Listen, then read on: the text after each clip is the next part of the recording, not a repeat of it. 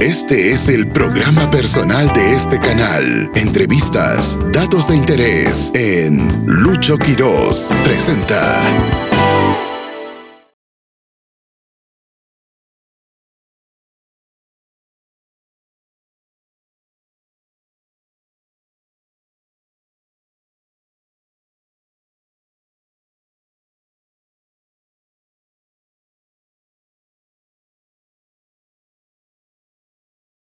Amigos, nos encontramos con una persona que es bastante especial. No solamente por el don de gente que tiene, por lo abierto que es y obviamente por la visión muy madura que tiene profesionalmente hablando, y me parece, por lo que hemos conversado previamente, en lo personal también. Estamos hablando de una persona que ha sido fundamental para entender de una manera distinta o consolidar ese entendimiento, de alguna forma, de los supervivientes de la tragedia o el milagro de los Andes. Me refiero a Ricardo Peña, montañista, profesional, muy profesional, y músico también muy profesional. Él hizo la expedición completa en el año 2005 para National Geographic. Además de eso, es amigo personal de varios de ellos y precisamente también amigo íntimo de uno de los estrategas, uno de los primos. Me refiero a Eduardo Strauch, a quien también hemos entrevistado aquí. Ricardo, ¿qué tal? ¿Cómo estás? Un gusto tenerte aquí. Gracias, un placer. Bueno, la verdad que sí, un gusto enorme, y haber tenido una conversación previa en la que personalmente te digo y abiertamente lo digo también, me has enriquecido con el tema. No hemos hablado una hora, menos de una hora, pero me enriqueciste bastante. Así que creo que esta charla va a ayudar a que mucha gente también entienda un poco más todo esto, ¿no? Así es que, bueno, lo tuyo fue en el año 2005. ¿Cómo surge esto primero para poder entenderlo? Porque me comentaste que también ya sentías por ellos una admiración muy marcada. Sí, yo crecí en la Ciudad de México. Yo nací en 69, entonces cuando el primer documental que se hizo sobre la tragedia de los Andes fue la película mexicana, Los Supervivientes de los Andes, y salió en 74. Entonces pasaba en la televisión en los 70s y se hablaba mucho del tema en México en los 70s. Entonces yo recuerdo muchas conversaciones de eso y recuerdo haber visto la película mexicana, que era una película muy mala, pero la historia es tan poderosa y tan buena que tuvo un gran impacto en las audiencias. Está malhechona la película, digo, pero, pero sí, la historia era tan poderosa que ¿Qué caló? activaba a todo el mundo. Uh-huh. Sí, sí, entonces eh, me impresionó mucho. Yo siempre tuve fascinación por la nieve. Yo crecí en la Ciudad de México, entonces veíamos nieve en los volcanes de México, pero no nieva en la Ciudad de México. Entonces, una historia que tomó lugar en un lugar ártico, así, rodeados de nieve por 72 días, era algo fascinante. Y siempre he estado fascinado por la aventura. Por eso también me llamaba la atención las historias del Everest, de las grandes montañas del Polo Norte, del Polo Sur, y esta historia en particular. Ya en los 90 fue cuando pude encontrar una copia del libro Viven. Mi familia se cambió a Estados Unidos, yo fui a la universidad en Buffalo, y ahí encontré una copia del libro Viven en inglés, Alive, y por fin pude satisfacer mucha grande curiosidad que tenía. Quería saber más, pero no tenía acceso a más información. Entonces leer el libro fue impresionante. Y después me enteré de que había la película americana, Alive, y la rentaban en video en esos años, entonces la renté y la vi muchísimas veces. También rentaban el documental que hicieron, que acompañaba esa película, 20 años después, Alive, donde ves entrevistados a Eduardo Strauch, a los primos Strauch y a todos los sobrevivientes. Y cuando vi ese documental me impactó mucho ya escuchar a los sobrevivientes ya en español, hablando, entrevistados en Uruguay. Dije, los sentí cercanos. Dije, esto es como escuchar a tíos míos en México. La cultura es curioso, como la cultura mexicana y toda Latinoamérica, pues estamos conectados de una manera muy fuerte, toda Latinoamérica.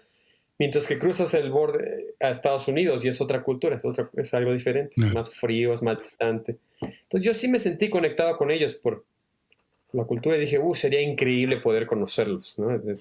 Porque me fascinaba. Y en esos años ya me estaba metiendo más al montañismo y, y siempre pensaba en ellos también. Digo, lo que sobrevivieron, estas condiciones tan frías, estas en altura, en la falta de oxígeno. Entonces, eh, yo pues, traté de averiguar lo más que podía sobre esta historia. Y ya años después me convertí en guía de montaña y empecé a guiar expediciones. Y mi primera expedición a la Concagua fue en 2005. Bueno, mi segunda. Mi primera expedición fue en 2001, pero no iba guiando. Yo nada más fui para subir yo Ujú. con un gran alpinista mexicano llamado Andrés Delgado. Me llevó en su expedición. Y en esa expedición me enteré en Mendoza, Argentina, que había cabalgatas al lugar, lo que llaman los mendocinos, cabalgatas al avión de los uruguayos. Así lo llamaban. Entonces dije, wow, se puede visitar este lugar, qué impresionante. No pude ir en esa ocasión. Entonces no fue hasta 2005 cuando regresé ya guiando como guía, tenía varios clientes, terminamos la expedición y tenía unos días libres y averigüé el nombre de Edgardo Barrios, que en ese entonces hacía unas cuantas cabalgatas de vez en cuando, en verano, grupos pequeños. Era algo que es muy diferente hoy en día, que muchísima gente va. Y me contacté con él y le pregunté si podía visitar el lugar. Me dijo que sí, que ese fin de semana tenían una pequeña cabalgata, que me podía unirles. Y le pregunté también que si podía explorar el lugar. Entonces fui con este pequeño grupo, ya que les platiqué que tenía curiosidad de explorar. Edgardo me mostró fotos aéreas, fotos de los sobrevivientes cuando habían visitado para los documentales que habían hecho en los 90s, cuando habían vuelto al lugar. Y hicimos un plan, fuimos a la cabalgata y uno de los guías de caballos era Mario Pérez. Sí, Mario, Eh, buen tipo. sí, sí, sí. Entonces Muy Mario y bueno. yo hicimos un plan para para poder explorar, salir temprano desde el campamento Barroso, que llaman, el campamento base, salir antes que los demás clientes Ujú. para tener tiempo para explorar, no solo ir a la cruz, sino que también explorar yo quería explorar la ruta de escape. Entonces salimos a las 6 de la mañana, cabalgando rápido él y yo. Llegamos a la cruz, tomé fotos y todo. Y me di cuenta que si queríamos continuar la ruta de escape de Nando y Roberto, estaba peligrosa la situación porque había todo tipo de grietas. Era un glaciar activo y peligroso para caminar sin estar encordados. Y yo no traía cuerda. Traía mi Ujú. piolet y crampones y nada más, botas, Claro. mochila. Entonces cambiamos lo que decidimos hacer es explorar la ladera por donde bajó el avión. El avión impactó a 4.300 metros más o menos en una vista y bajó por este canal Ujú. hasta terminar al fondo del glaciar. Entonces subimos por ahí y empezamos a encontrar partes del avión. Y llegamos a un punto en que se une el canal principal y un canal secundario. Y una de las partes que encontramos me daba la impresión de que la erosión había bajado esa parte del canal alterno, no del canal principal. Dije, pero se suponía que el avión había bajado por el otro lado. Dije, Claro, bueno, ¿y si la teoría está equivocada todos estos años? ¿Por qué no exploramos este otro canal y claro. vemos si hay algo ahí? Ese momento fue clave. Esa cambió mi vida. Esa Porque, bifurcación. sí, esa bifurcación exactamente. Ujú. Fue una cosa de- gracias a que tuve la osadía de pensar que a lo mejor estaban equivocados todos y que a lo mejor podíamos descubrir algo, cambió mi vida. Fuimos por ahí, por el canal alterno, y empezamos a encontrar partes del avión y todo tipo de artefactos. Y ya muy arriba, como a 200 metros de la arista, que es el lugar de impacto del avión, empezamos a encontrar todo tipo de alambres, un tanque de oxígeno, ropa, y entre las rocas encontramos Mario y yo. Mario era el guía de caballos, me había llevado a la cruz todo, pero él tenía ganas de explorar. Él no había explorado ahí arriba tampoco. Entonces, cuando empezamos a subir, yo traía botas de montaña y piolet y crampones. No tuve que usar los crampones para esa sección, pero estaba preparado. Mario solo tenía botas de trekking. Entonces hubo secciones en que pues yo terminé yéndome yo enfrente, abriendo huella y con el piolet. Creo que tallé varios escalones para que pudiéramos subir en el hielo, en nieve, si recuerdo bien. Entonces ahí íbamos, ya no me iba guiando Mario, pero íbamos explorando los dos. Entonces fue un descubrimiento muy emocionante para los dos. Llegar y encontramos tela azul saliendo de las rocas y cuando sacamos las rocas, damos cuenta que es un blazer azul. Y adentro del bolsillo busco y saco, hay un pasaporte y una billetera y la licencia de manejar de Eduardo Strauch.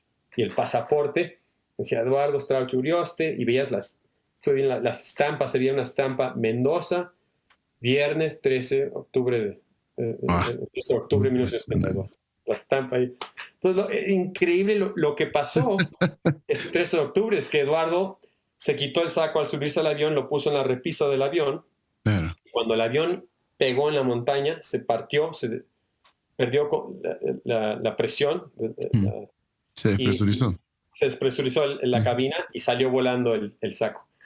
Y cayó ahí. El resto del fuselaje bajó a los 3.800 metros donde vivieron su odisea y el saco se quedó ahí por 33 años hasta que lo encontramos Mario López y yo. Mario Pérez, perdón. Y yo, fue una cosa espeluznante cuando vimos que esto pertenecía a uno de los sobrevivientes. Es decir, wow. Entonces, ese momento fue lo que cambió todo, porque gracias a ese momento conocí a Eduardo y hicimos expediciones Eduardo y yo. Mario me mencionó que nadie había repetido la ruta de escape. Entonces yo estuve buscando y buscando patrocinios de alguien que patrocinara la expedición y finalmente di con National Geographic y pude liderar esa expedición. Entonces fue un momento clave, ¿no? Pero gracias a ese descubrimiento conecté con Eduardo. Claro. Claro, no, pero qué fantástico. O sea, primero que descubres cuál fue la ruta real, o sea, el lugar del impacto y la ruta real por donde se deslizó el fuselaje, ¿no? Sí, Segundo, porque sí. ya hemos explorado mucho esos lugares y ya he explorado el canal principal y no hay nada ahí. Y ya visto sin nieve, puedes ver que hay además gendarmes, rocas que salen del terreno que hubiera sido muy difícil que el avión bajara por ahí sin pegar contra estas rocas también. Entonces, la perspectiva desde abajo te da la impresión de que el canal principal es por donde bajó, pero no puedes ver el canal escondido a la derecha, por donde dejó toda esta evidencia, ¿no? Entonces, sí, así es como dedujimos que. Hay que estar arriba para darse cuenta, en realidad no abajo, ¿no? Sí. Sí. Bueno, la montaña nos muestra eso, ¿no? Muchas veces, bueno, lo más conocido para nosotros los que no hemos escalado son las falsas cimas, ¿no? Pero, Sí, exacto, y eso también genera que hayan cosas como estas que has descubierto el canal que estaba escondido allí, ¿no? Y bueno, yo cuando vi el tema de los gendarmes hace muchos años que se manejaba esa hipótesis, ¿no?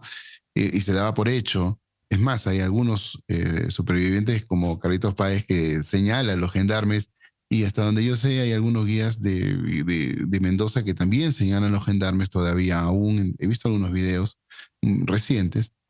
Pues la verdad es que uno simplemente los ve y uno dice, si el avión pasa por ahí, impacta, no queda nada, ¿no? Sí.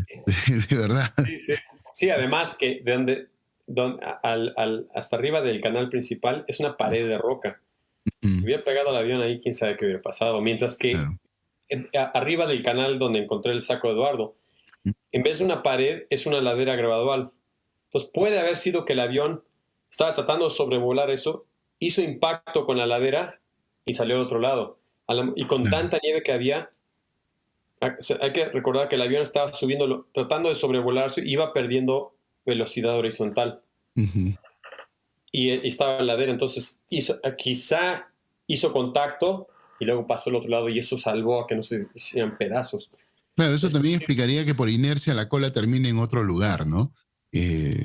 Por Sí, el impacto. eso de la cola también es algo que la gente se confunde mucho. Ya estando allá arriba es muy lógico. Ujú. Ya que ves que el canal este tiene toda la evidencia y que además este canal es un canal de avalanchas.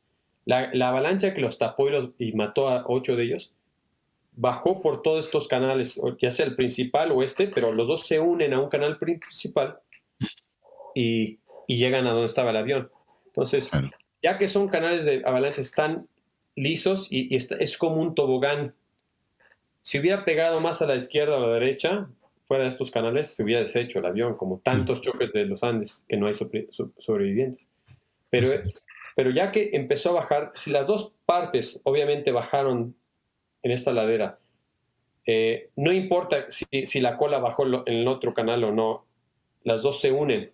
Y lo que pasó es que se unen al canal principal, bajan por ahí, y el fuselaje terminó en una repisa de nieve, mientras que la cola dio un poquito a la derecha, donde la repisa ya se pone empinado así, y Ujú. continuó valle abajo, y Claro. terminó una milla más abajo. Es cuando uno está arriba y cuando lo ve, cómo era el glaciar, en esos años también ha cambiado mucho el glaciar ahora.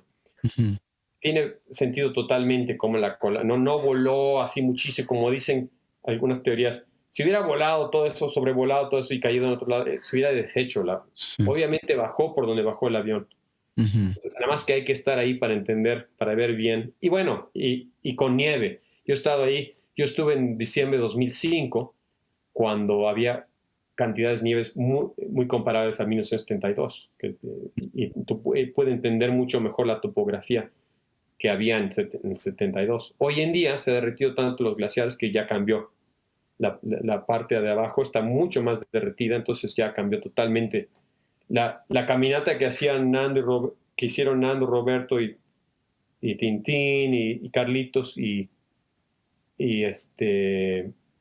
Roy Harley entre la cola y el avión era una Sí. ladera más o menos lisa, pero con ondulaciones. Hoy en día se está totalmente derretido, ya son unos canales así rarísimos, y ya no se, ya es completamente diferente. El glaciar que estaba ahí se ha derretido, o sea, muchísimo. Entonces queda todos unos montículos raros de rocas y ya es muy diferente entender. Claro. Claro, claro. Yo lo que te quería preguntar era en relación a eso, ¿no? Porque mira, estamos viendo que ya el punto de impacto y de deslizamiento es otro al que tradicionalmente se había pensado. Estamos dilucidando de acuerdo a lo que tú señalas y que yo creo también, por supuesto, porque vi uno de tus videos hace buen tiempo en YouTube. Desde ese punto, es evidente, aunque sea un video corto, que la cosa es totalmente distinta a lo que se pensó en algún momento. Por eso te digo, también eso explica lo de la cola. Sin necesidad de ser tan explícito, se comprende. Por eso tienes razón cuando dices hay que estar arriba para darse cuenta. Pero hay un tema, ¿no? Es el escape al este, que tanto se habla y de lo cual ha despotricado el impresentable de Lucero, experto montañista, todo Ah, lo sí, que se sí, quiera, sí, pero, sí. pero estamos hablando de personas que no tenían el mínimo entrenamiento para hacer una escalada de montaña o un senderismo mínimo, ¿no?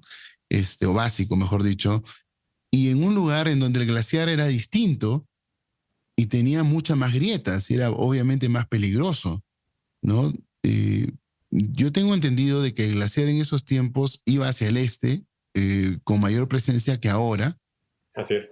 y que las grietas eran más peligrosas. Incluso cuando terminaba el glaciar era más peligroso. ¿Por qué? Por la copiosidad de la caída de la nieve precisamente en ese tiempo que no se daba en 40 años hasta 1972. Entonces, digamos, tú que eres un especialista, un experto, y además tomando en cuenta el río Atuel, no sé qué otras cosas más hay en el camino, eh, ¿qué hubiese pasado si Nando, Roberto y Tintín se iban hacia el este? Sí, es muy difícil saber. La verdad es que esa es una excelente pregunta, la que todo el mundo pregunta. ¿Hubiera sido más fácil que bajaran hacia el este? Es una muy buena pregunta, pero no tiene una respuesta simple, porque obviamente hacia el este, uno como montañista sí pensaría para escapar, pues baja, no subas más. Definitivamente, como dice Lucero, eso sí tiene razón. Ahora, la locura que dice que se quedaron porque para volverse famosos es una estupidez. Que, digo, yo no sé qué le pasa a Lucero ahí. ¿De qué está hablando? Yo no sé, obviamente está muy amargado de que ellos se volvieron famosísimos y que él como alpinista no, o andinista no. Ahí sí está, pero loco. Eso es, Sí, no. obviamente nadie escoge subir 72 días para volverse famosos. O sea, lo que sufrieron ahí. Bueno, solo una persona que podría hacer eso hablaría así, ¿no? Sí. Yo como alpinista que he estado en el Everest, que hemos subido muchas montañas, les puedo decir que lo que está diciendo es una locura. Eso de acusarlos de hacerlo a propósito Sí. para volverse famosos, no. Pero bueno, la respuesta a la pregunta es difícil saber porque si uno como alpinista bajaría, eh, eh, es porque hay más oxígeno, hay temperaturas más calientes, hay acceso a agua, eso ayuda. Entonces, ese hubiera sido mi impulso. El problema es que sí, como dices, podían haber encontrado grietas escondidas por la nieve. Se cae una grieta y se acaba la historia, se mueren, ¿no? También los cruces de los ríos en noviembre y diciembre, sobre todo en diciembre, hubieran sido terribles. Nosotros subimos en 2005, diciembre de 2005, para repetir la ruta de escape en las mismas fechas y los cruces estuvieron fuertes. Y ese año fue muy similar a 1972, de acuerdo a meteorólogos un meteorólogo con quien acabo de hablar en Mendoza, que ha estado estudiando este tema, le fascina este tema de las sobrevivientes y todas las precipitaciones y tormentas y cantidad de nieve, todos los récords los ha estado estudiando y resulta que 2005 fue otro de esos años inusuales en que cayó muchísima nieve. Entonces pudimos afortunadamente experimentar las mismas condiciones que ellos en 72, que ahora es imposible, porque ya es muchísimo menos nieve y todo. Ya es difícil juzgar hoy en día, yendo a ese lugar, cómo era la situación para ellos. Entonces yo sí te puedo decir que si hubieran bajado en ese entonces, no sé si podrían haber cruzado los ríos, el Lágrimas y el Atuel, ya mucho más abajo. Es muy... Y aún si hubieran podido cruzar, no se sabe si los arrieros hubieran estado tan arriba en esa época del año, con esas nevadas que habían tenido todo. Entonces, si salen ahí a donde está el hotel el hotel que estaba cerrado, según lo que he averiguado en ese entonces, podrían haber encontrado la carretera que lleva las termas del Sosneado. Pero esa carretera todavía te faltan ahí cerca de 60 kilómetros para llegar al primer pueblo, el pueblo del Sosneado. Entonces, si no hubiera estado los arrieros con sus caballos, estarían lejísimos de la civilización. Entonces hay muchas razones que les podría haber impedido sobrevivir por el lado este. Si todo se hubiera dado bien, hubieran podido cruzar los ríos y los arrieros hubieran estado ahí, quizá podría haber sido más fácil. Quizá. Pero demasiados factores que no sabemos, que desconocemos. Y como dice Nando, lo que hicieron funcionó. O sea, eso no se puede arguir con eso. Bueno, pero igual tampoco hubieran podido escapar hacia el este sin esperar a diciembre, ¿no? No. Si fueran ido en octubre, noviembre, ahí está también totalmente errónea la teoría de Lucero. Eso, que hubieran salido en octubre, no había nadie, estaba lleno de nieve. No habían, o sea, los ríos y la distancia al pueblo más cercano se hubieran muerto de hambre, o sea, no hubieran llegado, o se hubieran ahogado tratando de cruzar uno de esos ríos. Entonces, sí, pues, no, es evidente que quizá el peligro menos salvable hubieran sido las grietas, ¿no? Porque, a ver, lo que quedó del fuselaje también desapareció aparentemente en una grieta y no eran partes muy pequeñas, ¿no? O sea, ha ido rodando con el tiempo, que es lo que se presume, porque hasta cierto año se vio, ¿no? En el camino, en parte del fuselaje, y de pronto desapareció completamente. Eso quiere decir que en el camino seguramente iban a encontrar alguna grieta que hoy ya no se puede ver, ¿no? Es difícil de calcular eso porque, por ejemplo, cuando salieron ellos hacia el oeste, cuando nosotros repetimos la ruta en diciembre 5, había unas grietas gigantescas que me impresionó. Se veían chicas desde la distancia, pero ya que estuvimos ahí, y tuvimos que pasar abajo de un glaciar colgante para evitar las grietas. Eh, y veníamos encordados por eso. Yo me pregunto, cuando ellos estaban ahí, había grietas, pero muchas estaban tapadas de nieve. A veces se llenan de nieve por la caída de nieve, y a veces, más frecuentemente, se forman puentes de nieve. Una grieta es una fisura así, y por el viento se empieza a acumular la nieve en los dos lados o de un lado, y se forman puentes. Y a veces se consolidan con la nieve. Entonces, los puentes pueden ser sólidos suficientes como para que caminen y no se caigan, o con el derretimiento de repente pueden ir caminando por unos puentes y se derrumba el puente y se caen. Ellos no sabían eso. No, no, hasta donde yo sé, le he preguntado a Nando y a Roberto y no estaban conscientes de que se podrían caer en cualquier momento en una grieta. La grieta. Entonces, no, es difícil saber. Lo que sí te puedo decir es que bajando, las temperaturas son más cálidas, ya y se empieza a derretir más la nieve. Entonces, sí podría haber más peligro de caída en grietas porque los puentes de nieve pueden ser más débiles. Claro. También. Sí, depende si las grietas estaban llenas de nieve o nada más cubiertas como formando puentes. Es muy difícil saber hoy en día, la verdad, cómo estaban las situaciones en particular en ese entonces. Sí, pues bueno, de todas maneras es importante colocarse en un supuesto y hablando con un especialista como tú, un experto, creo que nos acercamos un poquito a la idea, ¿no? Sí, sí, entender. Y eran los peligros, eso me impresionó mucho cuando salimos al oeste, lo Ajá. peligrosa. La ruta no era, desde el punto de vista del alpinismo, no era tan técnica, no tuvimos que hacer mucha escalada técnica, pero sí difícil físicamente y muy peligrosa. Eso sí me impresionó, lo peligroso que estuvo. Peligro de que hubiera una luz, una avalancha por el ángulo de inclinación y la cantidad de nieve que tenía la El ladera. ángulo creo que era 45 grados, ¿no? Que es bastante... Sí, yo creo que en promedio los últimos 700 metros de eso es como de 45. Secciones un poquito más empinadas y secciones un poco menos. Y además las rocas que ellos subieron también o sea, varía, pero sí, en promedio, sí. Ujú. Ellos, Y sí, sí, el sí, peligro de Ricardo. avalanchas, el peligro del glaciar colgante al lado, que Ujú. podían caer seracs, pedazos de hielo, y caída de rocas del lado izquierdo, nosotros notamos también, y el peligro de caerse en una grieta. Entonces estaba bastante peligroso, eso es lo que hicieron ellos. Eso sí, y nosotros nos arriesgamos también, sentimos, cuando vi todos estos factores.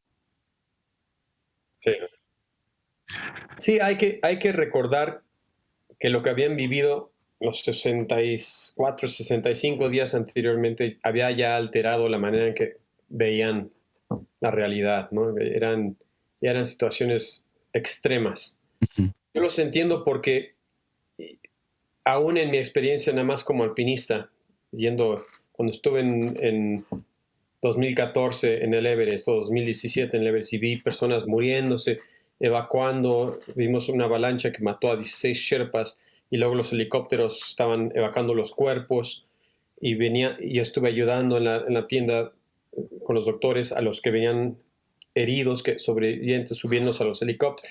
Es una situación muy diferente a la vida cotidiana que vivimos aquí. Entonces ya es como la guerra, ¿no? Entonces ya ves cuerpos de gente muerto alrededor de ti, cuando estás en la montaña sabes que tienes que sobrevivir tú y claro, tratar de ayudar a los demás, pero no a cuesta de que te cueste a ti, no perdiendo tu vida, porque si no, no le puedes ayudar a nadie. Entonces Claro. tienes que balancear entre mantenerte vivo tú y ayudar a otros. Entonces, situaciones extremas así sí cambia la manera en que ya ves todo. Es diferente, es una perspectiva muy diferente a la que la mayoría de las personas experimentan en sus vidas cotidianas. Claro, me Entonces, imagino. ellos estaban en esta situación extrema. Entonces ya dijeron, pues ya nos lanzamos El todo por el todo. al top, sí, nos jugamos Ujú. todo aquí, lo cual fue heroico, en mi opinión.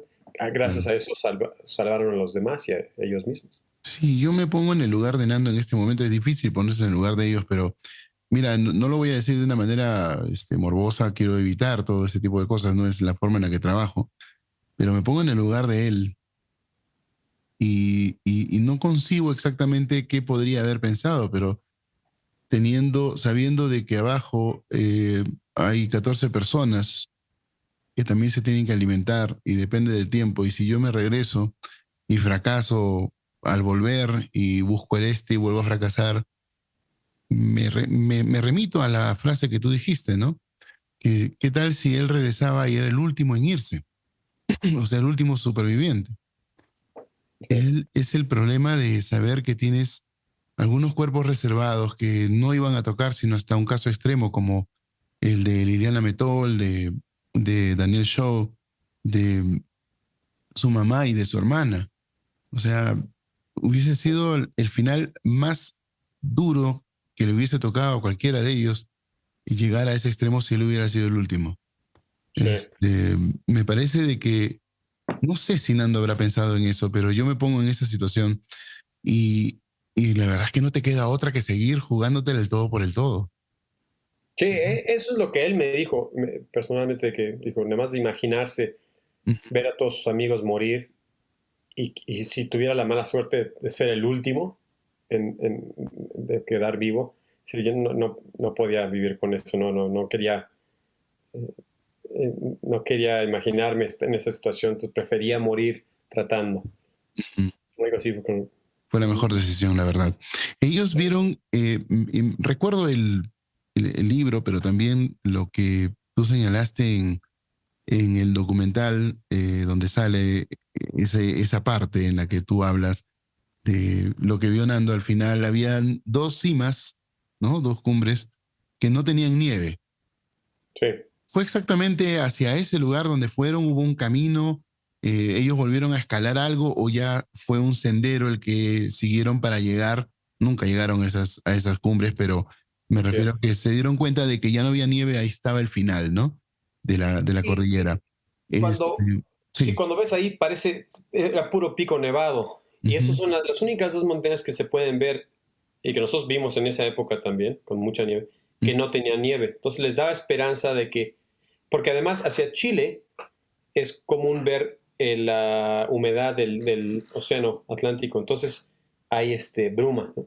Entonces, pero podían ver que esos picos no tenían nieve. Pensaron, ese debe ser el final de la cordillera, ahí debe terminar. Entonces, y Roberto dijo, sí, pero eso debe estar a 100, 80, 100 kilómetros, ¿no? Entonces, pero eso les dio esperanza. De ahí ya no tuvieron que subir más, afortunadamente. Bajaron, no había senderos, obviamente, en esas partes.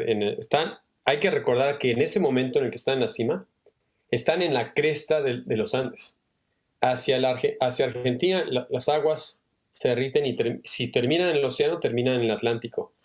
Hacia Chile, terminan en el Pacífico. Esa es la cresta del. ujú. Y además es el límite entre Chile y Argentina, están en el La borde, frontera. en la frontera. Entonces están en medio, de la cordillera ahí. Ujú. Entonces sí, se lanzaron. No es directamente hacia esas montañas, siguieron la caída natural de esos valles, ¿no? Esos valles se convierten en ríos grandes que forman una como Y también de otros ríos que van bajando de otro glaciar y continuaron el desagüe natural, ¿no? Fueron bajando, bajando, bajando y luego dieron vuelta a la izquierda, un valle enorme, gigantesco, rocoso, terreno muy duro y luego se abrió un valle más, otro valle gigantesco y que los llevó hasta los Maitenes. Pero fue afortunadamente todo de bajada desde este punto y ya no tan peligroso como la subida de Argentina. Ahora, el cruce que hicieron del río ahí, que hicieron, sí estuvo, sí, pues sí, seguramente fue un poco peligroso.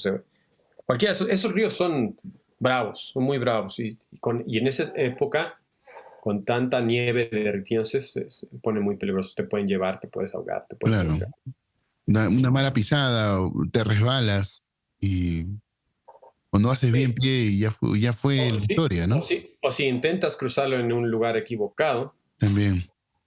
te lleva y entonces sí te puede ahogar. claro. Pero ese río que cruzaron, que tú me dices, no es comparable con el Atuel. No, suena por lo que lees en el libro de Viven, es que pudieron aventar sus mochilas a otro lado Ujú. y Claro, no pudieron... es tan ancho. No, no, es un tributario nada más, es un pequeño... Claro. No, es que Estaban, yo quiero dejarlo en claro, ¿no? Porque siempre este tipo de cosas generan dudas. Uno lee el libro, yo he leído el libro Viven como 8 veces en mi vida, pero no me acuerdo de todos los detalles tampoco. Lo presté hace más de, ya casi como 30 años y no me lo devolvieron nunca. sí. Este, Yo por eso tengo muchas copias. No, yo encantado de leer todos los libros de los supervivientes, pero bueno, ya eso también tiene un costo, ¿no? Que a veces escapa cuando ya tienes una familia numerosa. Pero Sí, nosotros tuvimos que estudiar el libro, la ujú, descripción, y estudiamos también las imágenes de Google Earth. sí, Y además hablamos con Nando y con Roberto por horas, separados, con 3 horas cada uno. Con Roberto, de hecho, estuvimos viendo el Google Earth y ahí reconstruyendo la ruta para seguir la línea exacta ujú, que ellos hicieron. claro. Y recuerdo que señalaste la distancia exacta porque la mediste con un GPS. Sí, sí, eran, déjame decirte, en kilómetros. 60-62, más o menos. Sí, sí, entre 60 y 70 kilómetros. Déjame ver. Por- Sí, porque recuerdo tu sí, como testimonio. cerca de 60 kilómetros. Ajá. Está en mi website, en alpineexpeditions.net. Lo vemos y lo vamos a colocar aquí. Pero yo me acuerdo y me hizo mucha gracia cómo lo dijiste, ¿no? Very long, long miles. O sea, Sí, sí, es lo que quise explicar con eso es que no se debe comparar con ujú, cuando uno hace un senderismo o una ascenso a una montaña en rutas establecidas con senderos. Es mucho más fácil caminar una ruta lógica y por un sendero. Puedes caminar muchos kilómetros. claro.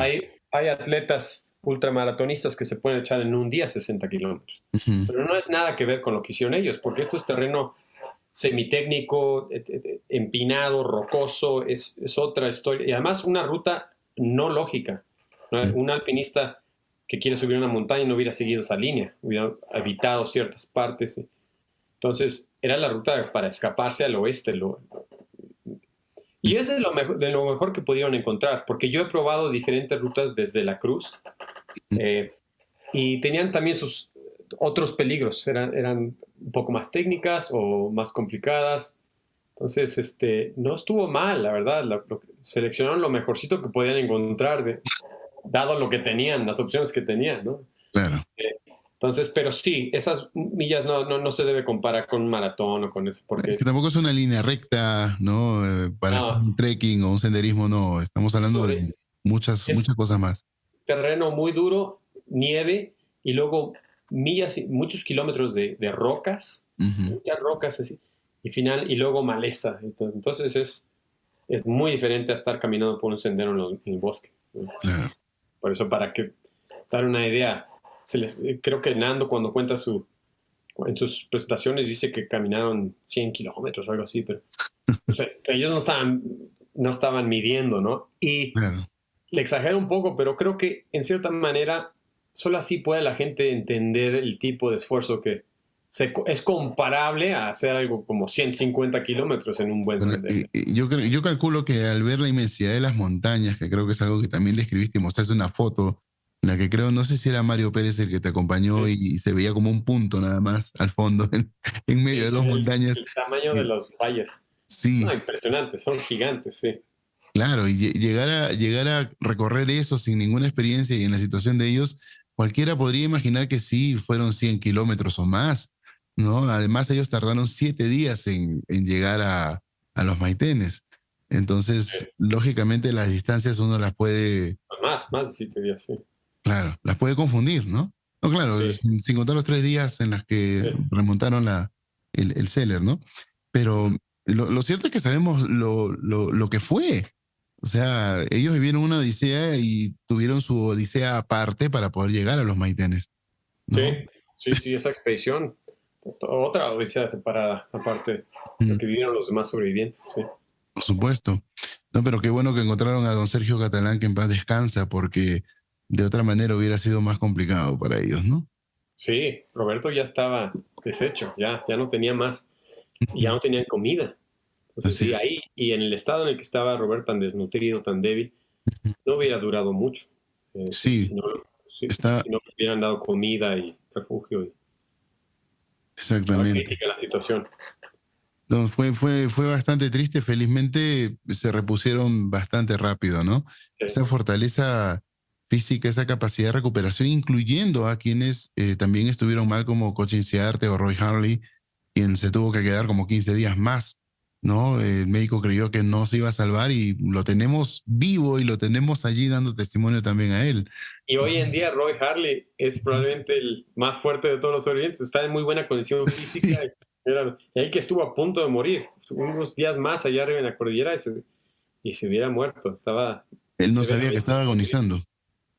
Sí, sí, era el que más perdió peso de todos. Ujú. Estaba en un estado serio.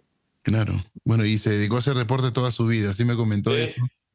sí, sí, sí, es interesante, ¿no? El pobre sufrió mucho en la montaña. Él es una persona sensible Ujú. y le pegó duro. Y además, pues estaba muriendo.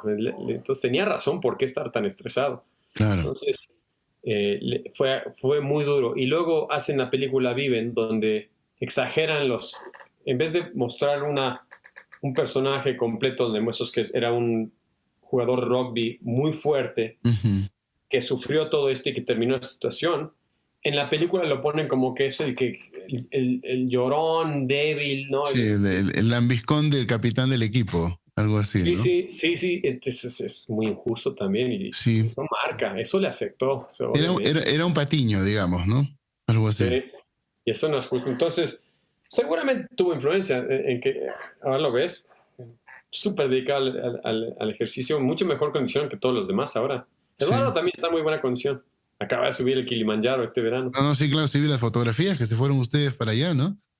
Sí, sí, sí, A Kilimanjaro, así es. la montaña Para más alta de África. algo muy bonito para celebrar los 50 años de eso, de vida de Eduardo, una manera de celebrar que sigue vivo y todo eso.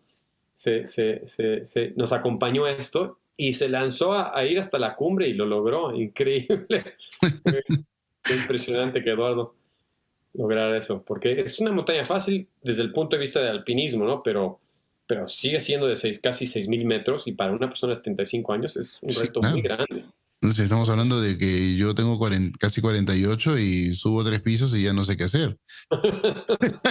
No, fue un logro impresionante lo que hizo Eduardo. Ujú.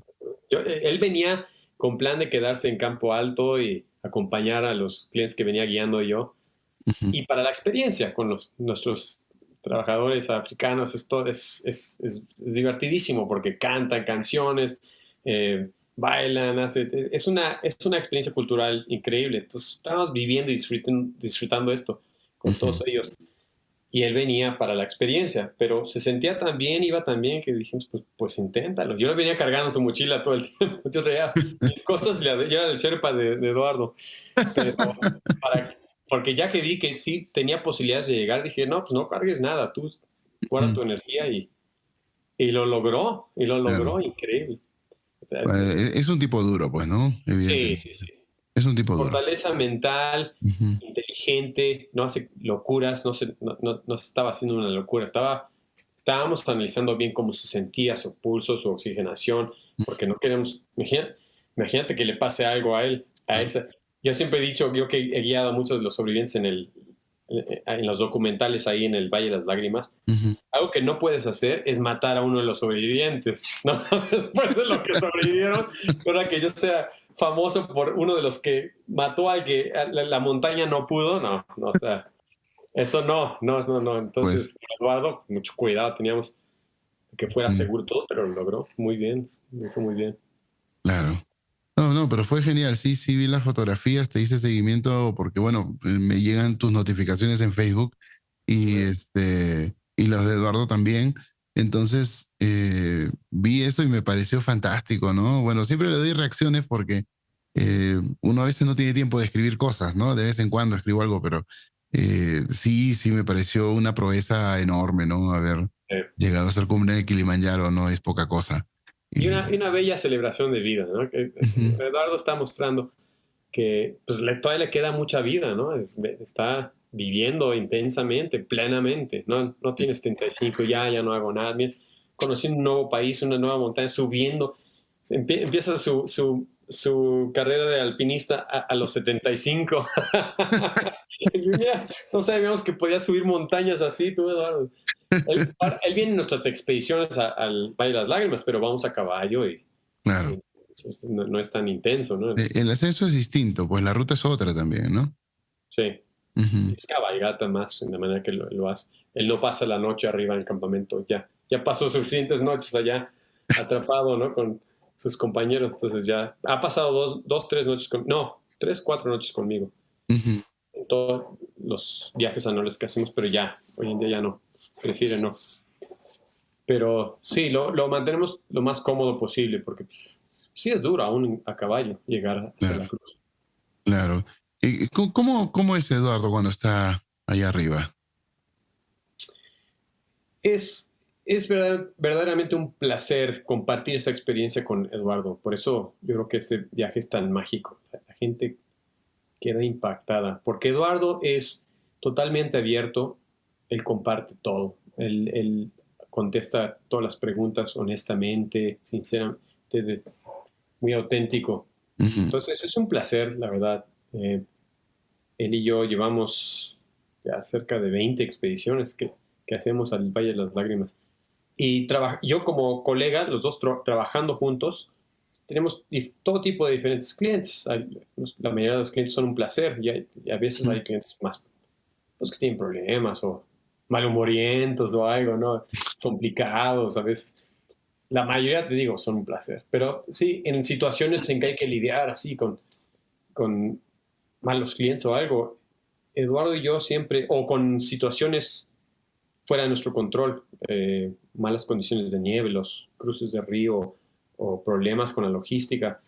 Con Eduardo siempre siento, hay una paz, una tranquilidad de, bueno, hacemos muy buen equipo porque pase lo que pase, siempre estamos, mantenemos la calma y vemos las opciones. Bueno, este es el problema que tenemos. ¿Cómo resolvemos esto? ¿Qué podemos hacer? ¿Qué opciones tenemos? ¿Qué es lo que en vez de empezar a enojarnos o discutir o algo, nunca hemos tenido un problema, él y yo. Qué Y fantástico. situaciones complicadas a veces, pero Ujú, entonces es un placer, es un gran hombre, la verdad. Es un tipo muy bueno, muy considerado, muy inteligente y muy estable mentalmente. No hay drama con Eduardo, ¿no? Yo creo que eso fue parte de lo que les ayudó a los primos Strauch. Eran muy realistas, muy porque al principio el grupo en los Andes, en 72, ujú. pues el ser humano obviamente se lanza por la fe, ¿no? Entonces, si alguien te dice, el capitán te está diciendo, no se preocupen, van a venir por nosotros, nos van a rescatar mañana, va a haber el helicóptero, pues ¿quieres creer eso? ¿Quién no quiere creer eso? Claro. Entonces, es fácil eh, caer por esa tentación, pero Ujú, cuando se muere el capitán y cuando y que escuchan que la búsqueda se ha suspendido, tienen que lidiar con la cruel realidad de que están atrapados y no se ve bien la cosa, que hay grandes posibilidades de que se van a morir. Y ahí es cuando creo que el punto de vista de los Strauch, ujú. siendo más realistas, pero muy estables, les da tranquilidad de, bueno, alguien nos va a ayudar, ¿no? Se volvieron como líderes, los jóvenes los vieron como para Ujú, una, pues alguien que les dé esperanza, pero claro, tuvieron que ser más realistas, una esperanza ya más basada en la realidad, ujú. en, en cómo salimos nosotros de aquí, ese temperamento tan estable y no caer en... Sí, pues fueron más realistas, más pragmáticos, emocionalmente más estables, estrategas. Muy eh, buenos estrategas, sí, sí, exacto. sí, sí, por supuesto, de verdad. Este, te comentaba de Eduardo porque quería saber algo que creo que ya me respondiste. ¿Qué habías aprendido de él? ¿Qué te había dejado? ¿Qué te había transmitido? Creo que ya lo dijiste todo, ¿no? A menos que haya algo más.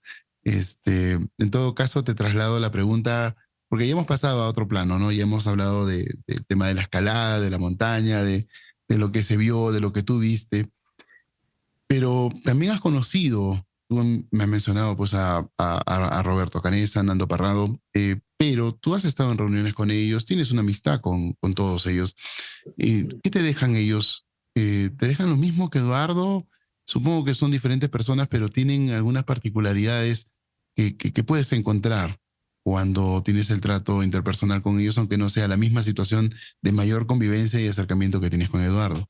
Sí, ¿Qué encuentras sí, en ellos sí, de ha sido un particular? placer conocerlos a todos. Yo conocí a los 16, antes de que falleciera Javier, que también pude pasar tiempo con él. En bodas que he estado, la boda de la hija de Eduardo, la reunión, cuando lanzó su libro, Eduardo. Y finalmente tuve el honor y el placer de asistir a la reunión cuando celebraron 40 años, la reunión que hacen ellos en diciembre 22. Roberto y Eduardo me invitaron, um, toqué un poco de música ahí y estuve conviviendo con todos los que atendieron ese diciembre 22, 2002. Y sí, y he trabajado con Nando en documentales. Roberto se volvió amigo de mi padre porque los dos son doctores Qué bien, y mi papá operó a varias personas ahí en Uruguay. Entonces hay una conexión muy especial entre todos. Y además que todos los uruguayos han sido tan amigables, tan buenos con nosotros que a mí me encanta Uruguay, me encanta. Y estoy muy agradecido de que hayan sido tan abiertos. Y sí, en efecto, son 16 individuos totalmente diferentes, los 16. Hasta los Strauch, los tres primos son completamente diferentes. Entonces, todos tienen sus perspectivas muy personales de todo lo que pasó y todo. Eh, y mi trato con ellos, pues también ha variado mucho. Eh, Nando, Roberto, la verdad es que se han comportado muy bien conmigo. Una foto nos tomamos una foto en esa reunión los tres. Fue para mí, imagínate, es conocer a tus héroes, ¿no? Estas dos claro. personas. Es difícil encontrar fotos hoy en día de Nando y Roberto juntos. Y está Ujú. una foto de yo en medio de los dos. Es como, wow, ¿no? Es Ujú. como reunir a los Beatles y estar entre ellos, ¿no? Sí, Así, pues ya es el culmen, digamos, ¿no? De sí, todo. sí, sí, Algo así. y me dijeron, bueno, ya ahora tú sabes, cuando yo regresé de la cordillera me dijeron, ahora sabes lo que nosotros vivimos, ya pues, de hecho, Fito me dijo, antes de que cuando fuimos a Uruguay a visitarlos y a entrevistarlos, me dijo, fuimos, James Blajos, el reportero y escritor de National Geographic, la expedición fueron Mario, fue James, yo, Ujú. y yo invité a Mario por lealtad, porque habíamos encontrado el saco de Eduardo juntos Claro.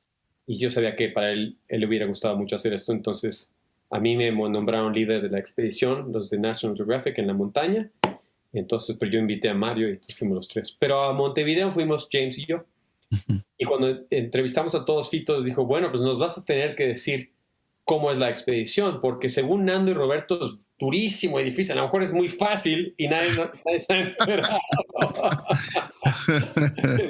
Entonces, ha habido así puntadas muy buenas entre ellos. La verdad es que lo que más me conmueve de la historia es que es una historia llena con todos los conflictos y tensiones que hubo, como todos los seres humanos hubieran tenido en esas circunstancias. Es una historia llena de amor. Hubo mucho amor en esta. El amor que tenían por sus seres queridos en Montevideo, el querer llegar y reunirse con sus. El amor que se desarrolló entre ellos, esa hermandad tan fuerte. Tú los Sí, ves juntos y son como familia y son como hermanos, en que así como pues los hermanos después de adultos, pues saben oprimirse los botones, ¿no? Cómo irritarse el uno al otro, pueden tener tensión, pero son hermanos, ¿no? Pero sí, sí, hay sí. un cariño que son entre hermanos, ¿no? Yo sí noto eso, son muy sensibles. Nano y Roberto, por ejemplo, cuando están en compañía de los demás, Ujú. uno se imaginaría desde afuera como que pues la historia los pone como Nando y Roberto son los héroes y luego están los demás sobrevivientes, son como en segundo plano, ¿no? Entonces, y sí, los sobrevivientes están agradecidos a Nando y Roberto y a Tintín, en cierta manera también, que fue la parte inicial de la expedición, Claro. eh, como si fueran los líderes o algo así, pero la dinámica no es así para nada cuando están Ujú. entre ellos juntos, porque Nando y Roberto también se volvieron famosísimos, como estrellas de rock, o sea, fue una cosa como Claro. presidentes, como se volvieron mundialmente famosos. Por buena razón, por lo que lograron y todo, pero fue un fenómeno, eh, Natural, digamos, ¿no? sí, Iba a pero, pasar. pero a una escala gigantesca. Entonces Ujú. recibieron oportunidades, dinero, cosas que los demás sobrevivientes no recibieron. Entonces ellos tienen que ser muy sensibles, ¿no? Ellos han tenido tanta fama y tanta adoración y muchos de los sobrevivientes, pues no tanta atención, casi nada a veces. Ujú. Entonces, cuando están todos juntos, ellos son muy humildes, muy así. Se nota que están así con cuidado lo que dicen, los Ajá. comentarios, los demás. Los demás opinan mucho más fácilmente. Entonces, definitivamente no actúan ningún tipo de líder así alrededor de ellos, porque siento que esa fue mi impresión. Y, O sea, y- y no despliegan la ascendencia que deberían de tener. sí, no es como uno se imaginaría, como, ay, Nando, Roberto. No, no, no. Entre ellos son hasta, pues hasta más humildes que los demás, porque ya los demás, si se les empieza a subir, si empiezan a actuar como el gran estrella enfrente de los demás, los ponen en su lugar inmediatamente los demás. No, oye, o sea, esa fue mi impresión. También Eduardo me ha mencionado cosas así. Sí. Pero me dio gusto ver que son sensibles y que son tan humildes Ujú. alrededor de los otros sobrevivientes. Y se notó mucho el cariño, eso sí, son hermanos todos, te digo, a pesar de sus diferencias. Nando y Roberto, por ejemplo, si no hubieran estado conectados esa experiencia, quizá no hubieran sido amigos, no tenían tanto en Nada en común fuera común. del Sí. rugby. Son personalidades muy diferentes y se nota en sus vidas cotidianas. Ellos casi nunca se reúnen así de vamos a tomarnos una cerveza, así nada más. Pero esa conexión sí es algo único, que solo ellos dos vivieron esos 10 días Ujú. y sí, y sí, sí hay una hermandad profunda. Entonces, Claro. eso es un gran ejemplo, ¿no? En situaciones límites, grupos de personas se hubieran convertido en un conflicto, había tensión, peleas, pleitos, se Ujú. podrían haber matado entre ellos. Y esta historia muestra gente cómo el cariño los unió y cómo y el amor entre ellos y el amor a sus parientes y novias y todo, fue lo que logró que salieran adelante, que sobrevivieran. Entonces, Ujú. el trabajo en equipo, el buscar, y otra lección muy importante, yo creo que tiene esta historia que es, con situaciones difíciles, lo mejor que uno puede hacer es considerar la realidad. ¿Qué es lo que en realidad está pasando? Que no lo que queremos que suceda, no lo que queremos Claro. que pase, sino cuáles son nuestras opciones, cuál es la realidad, entender la realidad al máximo y basado en la realidad tomar la mejor estrategia y decisión y lanzarte a eso, ¿no? Y eso es lo que hicieron, eso es lo que los salvó, ¿sí? En mi opinión. Obviamente, la experiencia que tuvieron ellos varía mucho desde el punto de vista religioso. Hay ¿No? varios de los orientes son muy religiosos, otros no son religiosos, y lo interpretan de manera diferente. ¿Cuánto ayudó Dios? ¿No? Si Dios nos salvó, y mientras que si, desde el punto de vista no religioso, pues como que Dios los salvó. Si lo que hicieron Nando y Roberto, o sea, le están quitando crédito a Nando Roberto, diciendo que fue un milagro de Dios. Sí, pues, entonces, claro, es un tema muy delicado, ¿no? Entre los sobrevivientes hay, entre ellos, muchos son muy creyentes y otros que no son creyentes. No Ujú. se habla de eso, pero si le preguntas a Eduardo, él te dice, yo soy ateo. Pito era Yo no le, yo creyente. le pregunté algo así y él me dijo que para él ¿Qué la te dijo? espiritualidad, su Dios era la naturaleza, el contacto que tiene, la integración que tiene con la naturaleza y con el universo y esas cosas, ¿no? Fue Claro, una forma muy sutil de decir que es ateo, ¿no? Porque claro. sí lo vi en alguna entrevista, en una conferencia en la que estaban todos que él dejó de creer, lo dijo de una forma muy categórica, ¿no? Así. Sí, sí, sí, si le preguntas directamente te lo contesta. Ujú. Nando también contestaba así, pero últimamente creo que menos y menos. Yo creo que él, como da pláticas a miles de personas y todo, y Ajá. esa gente viene a verlo y quieren pues están validando sus creencias. Entonces, claro. él no quiere afectarle eso, ¿no? Digo, bueno, cada quien cree lo que quiera, y si esto ayuda a tu fe, pues está bien, ¿no? Entonces Ah, lo veo muy político, muy sí, así pues. ya no especifica tanto que él es ateo. Él siempre decía que era ateo. Sí, pero te comento algo. Cuando yo conversé con Roberto Canessa el año pasado, Si Roberto no sé, él es más. no, no, no, Roberto sí es creyente, pero Roberto me habló de ¿Ya? Nando porque yo le consulté sobre él y me dice de que Nando se había vuelto devoto de la Virgen de Medjugorje. Recientemente. Sí, ¿Te dijo? Sí, sí, ¿verdad?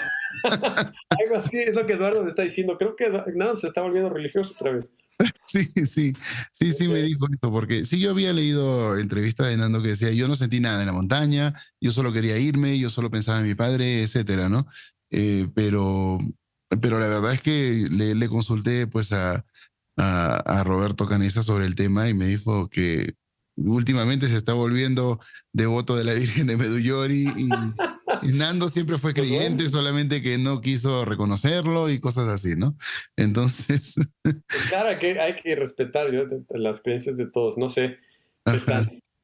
qué tanto sea de veras creencia de él, o le queda bien para moverse en el medio ambiente en el que está. ¿No? A lo Ujú. mejor sí lo está creyendo sinceramente. No Sí, lo pasa, más probable es que está sí, bien. pero igual, ¿no? Como tú lo dices, si estamos de acuerdo, hay que respetar si es que creen o no creen y para Claro, dónde va. Al final de cuentas, el legado y las cosas que ellos tienen para todos nosotros es algo que no tiene que dejarse de lado, sino más bien seguir propagándolo para que podamos aprender de ellos y de lo que hicieron, ¿no? Al final de claro. cuentas, se mide a través de lo que tan buena persona eres. Pase lo que pase contigo, si eres buena persona o fuiste buena persona, ahí está. Esa fue tu historia, ¿no? Sí, Entonces, es lo que vale, ¿no? sí, sí, sí.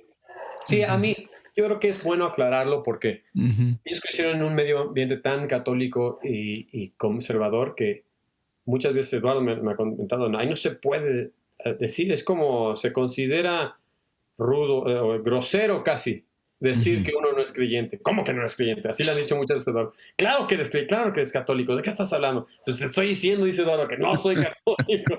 Pero no, el otro día pasó con Coche. El Coche Mm. me cae súper bien, es otro de mis Sí, te héroes paso. también. Y paso. Y Ujú. él comentó en mi Facebook, alguien estaba preguntándome sobre Eduardo, y dije que no era creyente. Y dijo, ¿cómo? Y que no todos eran creyentes. Dijo, no, que éramos creyentes todos y seguimos siendo creyentes todos. Entonces ya no nada. Y bueno, ahí sí creo que ahí se rompe la línea de respeto un poquito, porque todos Ujú. debemos respetar las creencias de todos. Y la Claro. verdad, idealmente creo que no es correcto faltar Ujú. el respeto a Eduardo, decir, si él te está diciendo que no es creyente, no es creyente, hay que respetar eso. Pero bueno, No, pero no, entre ellos se entienden, creo, porque a mí lo que me dijeron algunos de ellos y recientemente Daniel Fernández con quien conversé fue que me dice, esto es más que hermanos, somos más que hermanos. O sea, no hay una palabra para poder describirlo, me dijo, ¿no? O sea, lo que sentimos, vamos a te estar digo, sí, es muy una cosa. peleados y después ya no. O sea, Sí, sí, es una conexión muy especial y muy poderosa. El haber sobrevivido a algo así, ya me imagino. claro. Y se nota cuando los conoces en persona. Sí, pues. Ojalá lo conozca en persona yo también, no solo por Zoom nada más, pero se siente la personalidad de ellos, ¿no? Y todo lo que tienen lo que dan es realmente impresionante. Así es que, Sí, y es un grupo muy especial, por eso, por ese cariño que estuvieron y que los unió y que los salió adelante, los sacó adelante, eso muestra, la verdad, en ese aspecto sí son un grupo muy especial, son muy buenas personas. Es algo claro. que Sí, siempre he sí, bueno, apreciado de ellos. es para hablar una y mil noches de toda la historia, Ricardo. Así es. Yo celebro que los hayas conocido a ellos, ¿no? Y que tengas mucho que hablar sobre la historia, sobre la personalidad de cada uno. Y hablando también de las creencias, que es un tema pues que muchas veces es controversial, pero con ellos eh, pues parece que se presta también a esa forma de comunicación y de entenderse que tienen, ¿no? Así es Sí, que, claro. bueno, qué bueno, ¿no? Que, Ellos se tuvieron que preguntar preguntas muy importantes y muy, ¿Cuál es la realidad? ¿Cuál es la verdad? ¿De qué se trata todo esto? ¿No? Y creo que son preguntas muy válidas. Es bueno hablar de todo esto y preguntarse. Entonces, Claro, por claro. eso, por eso me gusta también incluir eso. Filosofamos mucho sobre esto en la montaña cuando vamos, Eduardo y yo, allá, Ujú. sobre todo las creencias, el universo, el ser humano. Entonces, sí parece. Por ahí va también Gustavo Servino, creo, ¿no? No estoy seguro. He hablado con él. Lo que sé de Gustavo es que cuentan historias que los demás sobrevivientes no le creen. Cuenta cosas, dice, no, tú no hiciste eso. ¿Cómo que hiciste? Hay cosas. Pero es un tipazo. No, Gustavo, sí, sí, sí, definitivamente. pasamos increíble cuando estuvimos filmando ahí Stranded con él. Ajá. Yo compartí un cuarto con él en el Sosneado, en la hostería del Sosneado. Fue increíble, de veras que he tenido unos recuerdos increíbles de pasar tiempo con todos ellos. Se han comportado tan bien conmigo. Soy muy agradecido, soy muy afortunado, la verdad. Sí, sí, sí, sí, comparto eso contigo, la verdad. Eres muy afortunado, privilegiado de haberlos conocido y haber compartido cuarto con Servino, imagínate. Sí, sí, un cuartito ahí, un bañito, nos pasamos muy bien, ¿no? Muy, muy auténtico él, muy buena gente conmigo.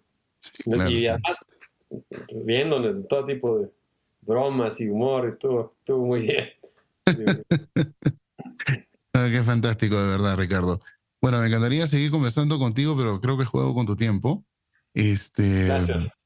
no, Gracias. te agradezco y ojalá tengamos tiempo y posibilidad de seguir conversando.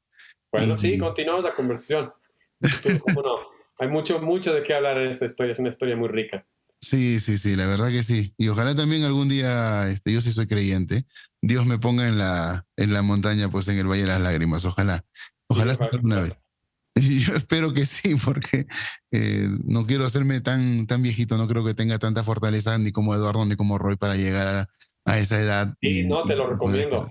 escalar. Definitivamente te recomiendo que vayas porque es una experiencia única, es algo inolvidable, la verdad. Sobre todo para los interesados en esta historia, es el ver el lugar. Hay que recordar que el lugar ha cambiado dramáticamente por el calentamiento global, el derretimiento de todos los glaciares. Es un Ujú. lugar muy diferente ahora. Pero está la cruz, están las partes de avión y el valle, puedes entender mejor todo lo que ocurrió. Y sí, lo bueno es que hay opciones para ir, no tiene que ser nada más. Nosotros organizamos un viaje con Eduardo, viene él, le tengo que pagar, pues es una logística, traemos gente de la Concagua con quien he trabajado por muchos Ujú. años, que dan muy buen servicio, entonces es mucho más caro que los viajes locales. Entonces, ojalá lo pudiéramos hacer más barato. Yo me siento mal con todos los sudamericanos que me preguntan sobre esto. Yo sé que tratamos de hemos dado descuentos en el pasado, tratar de nos encanta ir con sudamericanos, pero muchas veces vienen personas de, pues, países de primer mundo, de lo que les Claro, alcanza para pagar lo que nosotros cobramos. Pero lo bueno es que hay opciones, hay muchas opciones, hay muchos otros grupos que están ofreciendo las cabalgatas con servicios más sencillos y menos días también. Para nosotros cada viaje que hacemos es algo muy especial, y claro, es trabajo, yo genero dinero de eso porque yo soy guía de montaña, a eso me dedico. claro, Pero es trabajo que tiene muy buena causa porque tiene un impacto muy positivo en las ujú. personas. Y queremos que sea una expedición. Además que es algo muy bueno para Eduardo, porque Eduardo le gusta regresar ahí y reconectar con la historia. Cuando ellos salieron de la cordillera, sintieron una felicidad de una manera tan intensa y única. Eran felices además por tener agua, una cama, estar junto a sus seres queridos, baño, comida, ¿no? Podían, era algo muy especial, era una felicidad muy intensa. Y después de muchos años, pues se empiezan a preocupar de las más cosas cotidianas, mundanas, ¿no? Y a Eduardo le gusta también por reconectar con ese sentimiento, ¿no? Es lo que las expediciones del montañismo nos ofrecen, estar fuera del contacto de la civilización, regresas y aprecias, ¿no? Todo lo básico. Y más aún con una historia como Eduardo, que recuerda a sus amigos muertos, todo lo que sufrió y todo, las lecciones que aprendió. Entonces sale más como renovado. Para él es algo que le gusta, pues, mantener contacto con esa conexión especial a la naturaleza y con esa perspectiva que él tuvo después de su experiencia. Entonces, es una buena experiencia, pero sí, hay otros guías que ofrecen viajes y te recomiendo que pueda ser eh, que a mejores costos y todo. Hay opciones para la gente que quiere ir y sí se lo recomiendo. Sí, nada más les recomiendo eso, no vayan en grupos grandes, no es bueno ni para ustedes ni para el medio ambiente. Lo ideal, ¿cuántas personas son? La verdad es que yo como guía, yo nunca guío un grupo más grande de 20 personas, Ujú. porque empiezas a arriesgarte, no puedes tener tanta atención a tus clientes. Empiezas. Pero No tener por lo control, menos ¿no? un grupo menos de 40 personas, por lo menos. Más de 40. Sí, no, estamos viendo grupos gigantescos. También Ujú, no sé si saben cuando nosotros vamos y entonces se unen todo el mundo, quieren venir ujú. eh, al mismo tiempo que cuando va Eduardo. Y Eduardo pues tratamos de ser pues corteses, ¿no? Saludar y todo, pero tampoco es justo para los clientes que están pagando una fortuna para compartir tiempo con Eduardo, que Eduardo se la pasen con todos los demás y no con ellos, ¿no? Claro, También. claro. Entonces, pues ahí vamos haciendo lo mejor que podemos, dadas las circunstancias. Pero sí, sí, sí, mejor ir en grupos pequeños, que Ujú, haya más comunicación, más seguro para todos, mejor atención para todos. ujú. Eso sí lo recomiendo mucho. Y además hay que respetar la naturaleza, no hay que destruir un lugar, especialmente un lugar que es tan sagrado, ¿no? Como lo quieras ver, desde tu punto de Ujú. vista religioso o no, es un lugar sagrado. Sí, claro. Entonces hay que tener respeto por la montaña, por el lugar, por la historia. Y Ujú, otra cosa que me gustaría mencionar, mucha gente va y deja, ya que estamos hablando en público aquí, que ujú. no deben dejar cosas en la cruz, no deben, eso es un lugar donde la tragedia ocurrió ahí, esos son los restos de los que murieron ahí. Entonces ese lugar pues, se debe respetar y no hay que dejar recuerdos personales. Gente lo ve como que están yendo a un maratón y ahí dejo mi placa de que yo llegué a la cruz. ¿Y eso qué Sí, tiene que ver claro. con los sobrevivientes? ¿Qué No tiene tiene que nada que ver, pues. tómate una foto en el camino de regreso, agarra una roquita y llévatela de regreso, ¿no? Ahí en la cruz, digo, si no se llevan todos ahí. Llévate si quieres un recuerdo, pero fotos, pero eso de dejar todos los años tenemos que ir ahí y tenemos que limpiar ese lugar porque a Eduardo no le gusta, no creo que a nadie. Ya pusieron Sí, un sí. letrero que diga que por favor no dejen cosas personales, recuerdos personales, todo eso que no tiene nada que ver con la historia, banderas y camisas y en la tumba lo ponen, es una falta de respeto total, ¿no? Sí, pues. Entonces, En realidad, si hacen esas cosas es porque no han comprendido nada de lo que pasó allí. sí, ¿no? Se Ujú. trata de las lecciones que estamos aprendiendo de esto, ¿no? Del lugar y de reflexionar, ¿no? O de ir Claro. a presumir que yo llegué aquí, eso que tiene que ver.